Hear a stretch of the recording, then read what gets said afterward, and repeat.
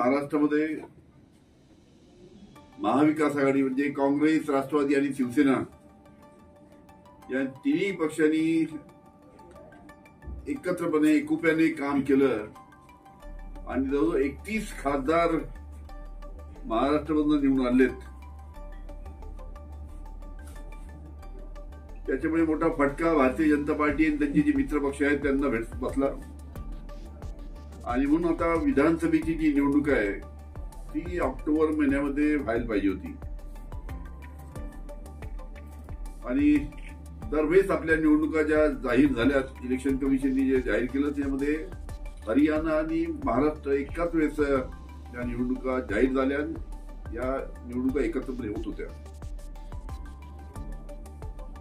पण यावेळेस महाराष्ट्रातली परिस्थिती जी सध्या आहे ही भारतीय जनता पार्टीच्या लक्षात आल्यानंतर कशा पद्धतीने या निवडणुका आपल्याला पुढे ढकलता येईल या पद्धतीने त्यांचा प्रयत्न झाला. आणि आता निवडणुका दिवाळीनंतर नोव्हेंबर मध्ये होतात की डिसेंबर मध्ये होतात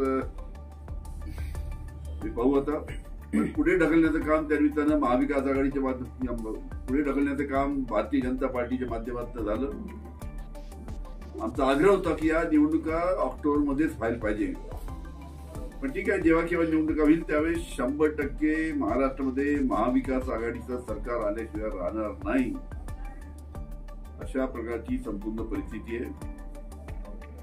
विदर्भामध्ये सुद्धा ज्या पद्धतीने आपल्याला यश मिळालं, जवळजवळ 10 पैकी 8 ठिकाणी निवडून आलेत महाविकास आघाडीचे खासदार.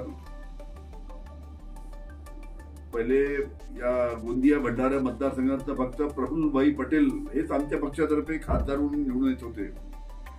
अनेकदा ते खासदार आले, अनेकदा राज्यसेवक गेले.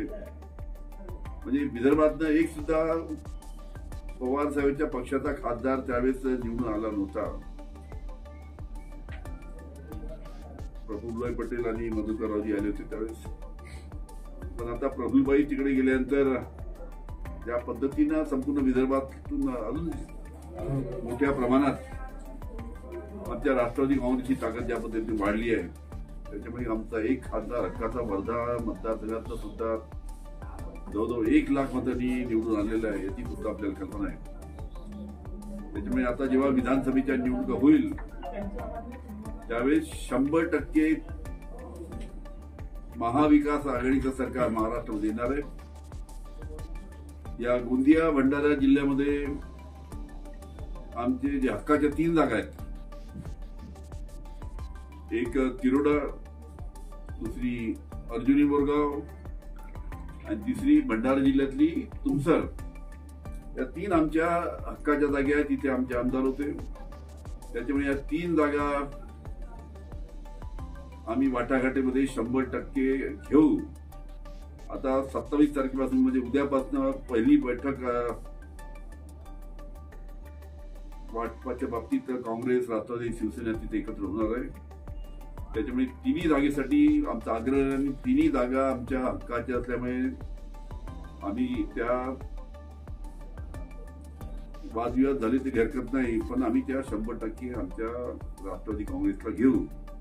या पद्धतीने आमचं वरिष्ठ नेत्याशी चर्चा झाली आहे.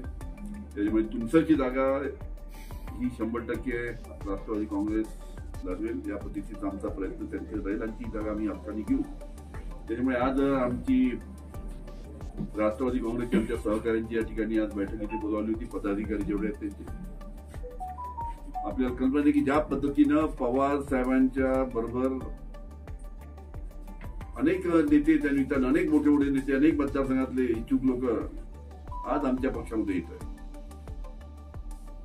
ज्या पद्धतीनं पवार साहेबांचं नेतृत्व आहे त्या नेतृत्वाकडे पाहून लाईन लागली आहे आमच्या पक्षामध्ये येण्याची. पण हे असताना सुद्धा जे आम्हाला काही सोडून गेलेत त्याच्यातले सुद्धा काही नेते अनेक त्याच्यामध्ये इच्छुक आहेत. आम्ही काही सर्वच नेत्यांना त्यामध्ये घेणार नाही. त्यामुळे आम्ही थर्मामीटर लावू, पाहू कोण योग्य आहे कोण नाही. कोणी जास्त मधल्या काळामध्ये खूप तोंड उघडलेत आमच्याकडनं गेल्यानंतर हे सर्व पाहून आम्ही योग्य तो निर्णय घेऊ. त्याच्यानंतर आपले काही विचार असले तर आपण विचारू शकतो. बनवा व्हिडिओ, पाठवा व्हिडिओ. आम्ही तुमच्या न्याय हक्कासाठी लढा देऊ। ताज्या बातम्या व घडामोडींसाठी पाहत राहा फक्त महाराष्ट्र लाईव्ह न्यूज। आजच आमच्या चॅनलला सबस्क्राईब करा, शेअर करा, कमेंट करा आणि हो, बेल आयकॉन दबायला विसरू नका। जय महाराष्ट्र।